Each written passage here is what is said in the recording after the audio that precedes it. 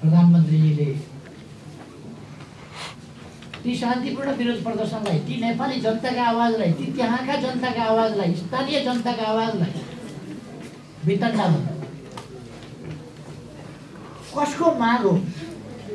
त्यहाँको त प्रस्ताव गर्ने पार्टीका सांसदहरू हामी भोट हाल्दैनौँ, यो उचित छैन, हामी मान्दैनौँ, त्यो प्रस्ताव गर्ने पार्टीका सांसदहरू भनिराखेका छन्, पार्टीका कार्यकर्ता भनिराखेका छन्, जनप्रतिनिधिहरू भनिराखेका छन् र त्यहाँका जनताको त्यो भनाइ छ।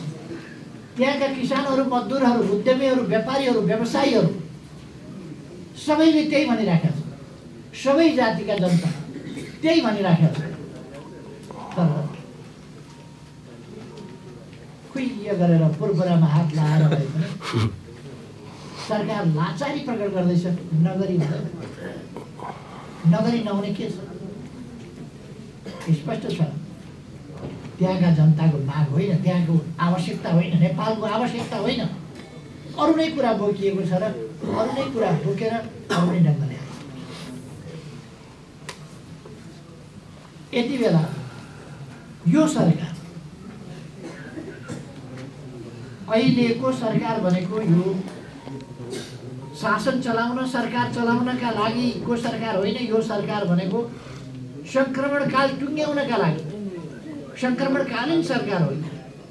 यसले सङ्क्रमणकाल टुङ्ग्याउने, निर्वाचन गराउने काम गर्नुपर्छ, अरू कुरा गर्ने होइन।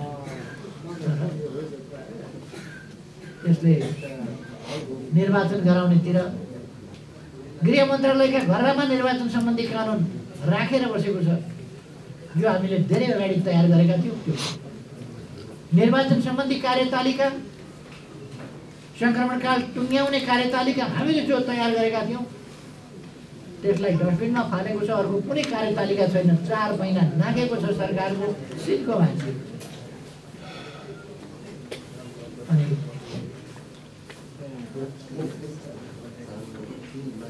अहिलेको सरकार जे गर्नुपर्ने त्यतापट्टि केही गरेको छैन, जे नगर्नुपर्ने त्यति काम गरेको छ। अहिले संशोधन नगरिकन नहुने, तपाईँहरूले सुन्नुभएको छ, संशोधन नगरिकन चुनाव हुँदैन। यो अहिले गरेको प्रस्ताव, संशोधनको प्रस्तावको कुन धाराले चुनाव गर्छ, त्यो कुन चाहिँ धारा अथवा कुन चाहिँ संशोधन नहुँदाखेरि के कारणले कहाँनिर चुनाव हुँदैन, यस्तो कुतर्क पनि हुन्छ। अनि कसैका स्वार्थ पुरा गर्नका निम्ति यो एउटा बबन्डर खडा गर्न खोजिएको छ। निर्वाचन नगराउनका निम्ति षड्यन्त्र गर्न खोजिएको छ। म सरकारसँग भन्न चाहन्छु, तत्काल निर्वाचन घोषणा गर्नु, तत्काल निर्वाचन कानुन बनाऊ, देशलाई अगाडि बढाऊ। नगर्ने हो भने यो सरकार सङ्क्रमणकालीन सरकार हो। यो सरकार निर्वाचन गर्नका लागि हो, नत्र भने यो सरकारलाई सरकारमा बस्ने हकै हुँदैन। त्यसको त्यो कुनै अधिकार हुँदैन। यदि सङ्क्रमणकाल टुङ्ग्याउने दिशामा काम गर्दैन भने अनैतिकता हो, सरकारमा बस्न मिल्दैन।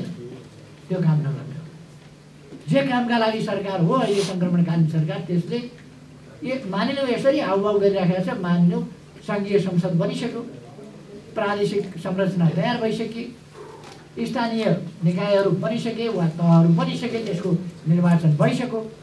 अब सरकार सञ्चालन गर्ने काम हो भने चाहिँ हिउँद आइरहेको छ। हामी सरकारमा हुँदा हामीले तीव्रताका साथ अगाडि लगेका थियौँ।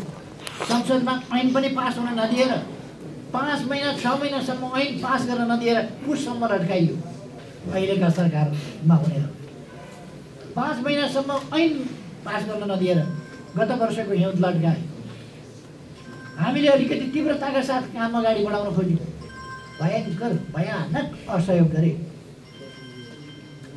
र अहिले 4 महिनामा फेरि यो हिउँदमा त्रिपाल पनि, पाल पनि, प्लास्टिक पनि फेरि पनि भूकम्प पीडितहरू बसेका छन्। जुन कामको रफ्तार अगाडि बढेको थियो त्यस रफ्तारलाई रोकेर अब पैसामा बाहेक यिनीहरूको ध्यानै छैन। पैसा खानेमा पैसा खानु नपायो भने तिनीहरूले के गर्छ? त्यसको यदि मैले यो भनेका कुरालाई किन यसो भनेको भनेर चाहनुहुन्छ भने अर्थमन्त्री प्रधानमन्त्रीज्यूले मलाई सोध्नुभयो किन यो भन्नुभएको, यसको सत्यता के हो भनेर। तर मसँग सोध्ने उहाँहरूको आँट छैन, किनभने मैले त प्रमाण पेश गरिदिन्छु। खै अहिले यो संशोधन प्रस्ताव असंवैधानिक छ, खास गरी सीमाङ्कनको सन्दर्भमा। संविधानको धारा 274 को धारा 4 अनुसार सीमाङ्कन सम्बन्धमा संविधान संशोधन अहिलेको व्यवस्था परिवर्तित व्यवस्थापिका संसदले गर्न सक्दैन, प्रादेशिक संरचना तयार नभई गर्न सक्दैन, प्रादेशिक सभाको अनुपस्थितिमा गर्न सक्दैन। त्यो संविधानमा स्पष्ट व्यवस्था छ। त्यो कुरामा पनि संविधान मान्नु नपर्ने। अस्ति एकपल्ट त भएन भने संविधान परिवर्तन गरेर पनि गरिन्छ। संविधान परिवर्तन गर्न, देशको हितको विरुद्ध संविधान परिवर्तन गर्न, असंवैधानिक बाटो हिँड्नका लागि, संविधानमाथि थिचोमिचो गर्नका लागि संविधान परिवर्तन गर्न हामी दिँदैनौँ भन्ने कुरा हामीले बताइसकेका छौँ, व्यवहारमा पनि बताएका छौँ। अब साथीहरूले यी सबै कुराहरूलाई देख्नु भएको छ। हाम्रो उद्देश्य समृद्धितर्फको हाम्रो यात्रा हो। हामी देशलाई अब गरिब बनाइरहन सक्दैनौँ। अब रोजगारीका अवसरहरूको सिर्जना गर्ने, संरचनाहरू तीव्रताका साथ तयार गर्ने, विद्युत क्षेत्रमा अगाडि बढाउने, ती कामहरू गर्छ। एउटा अहिले मैले एउटा कुरा चाहिँ सम्झिएर भनिहालौँ, यो लोड सेडिङ। गत वर्ष मैले प्रधानमन्त्री हुने बित्तिकै भने अर्को सालको तिहारबाट लोड सेडिङ हुने छैन, समाप्त पारिन्छ। आधारभूत लोड सेडिङ गत वर्ष मैले बताएँ, आधारभूत लोड सेडिङ समाप्त पार्छ र त्यसका निम्ति काम गरियो। गत वर्ष म भारत गएको बेला 80 मेगावाट विद्युत भारतबाट लिने सम्झौता भयो। त्यसपछि अरू फेरि 230 मेगावाट फेरि लिने, त्यो अहिले हामीले लिइरहेका छौँ। सम्झौता बिचमा हामीले गर्यौँ। 228 मेगावाट विद्युत अहिले भारतबाट लिइरहेका छौँ।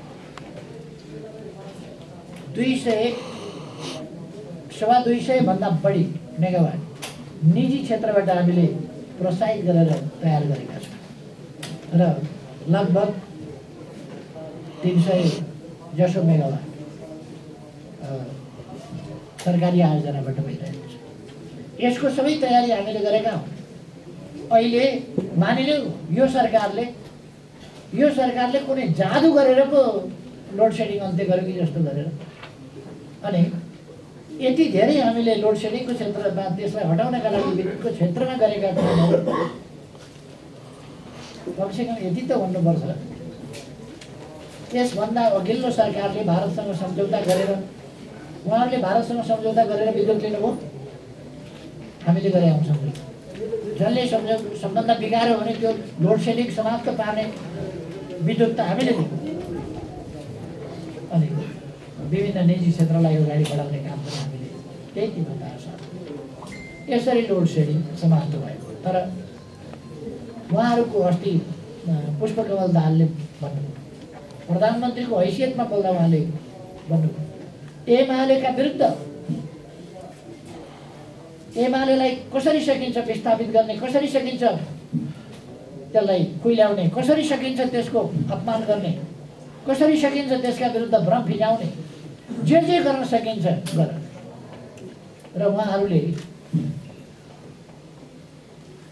लुटेका ओरेका पैसाले चलाएका सञ्चार माध्यमहरू खनिएका छन् हाम्रा विरुद्ध, खनिएका छन् र उहाँहरूसँग अरू बाटो छैन। चरित्र हत्या गर्ने बाटो उहाँहरूका सञ्चार माध्यमहरू सभ्यताको कुनै सीमा छैन। असभ्यता, निकृष्टता त्यहाँ पुग्यो। माओवादीले गर्ने राजनीति भनेको सभ्यताको पालना नगर्ने, सभ्यतासम्मको ख्याल नगर्ने, असभ्य व्यवहार देखाउने र जसरी होस् एमालेलाई बदनाम